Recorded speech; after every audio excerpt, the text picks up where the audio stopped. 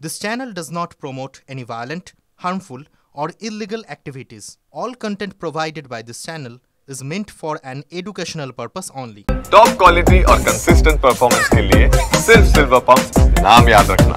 নির্ধারিত সময়ের আগেই আসছে বর্ষা, আগেভাগেই সক্রিয় দক্ষিণ পশ্চিম মৌসুমী বায়ু ইতিমধ্যেই পা রেখেছে আন্দামান নিকোবরে। 1 জুন নয় 28 মের আগেই কেরালায় বর্ষা বলছে মৌসুম ভবন।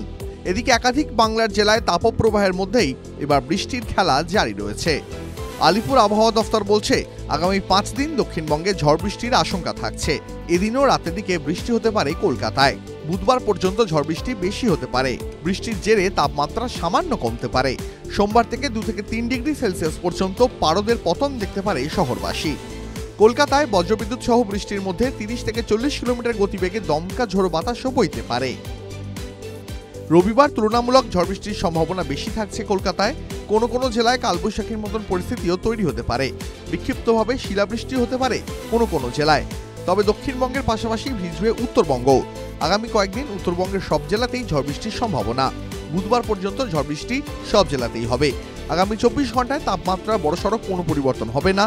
শনিবার থেকে সোমবারের মধ্যে বেশ কিছুটা পারদ পতন হতে পারে।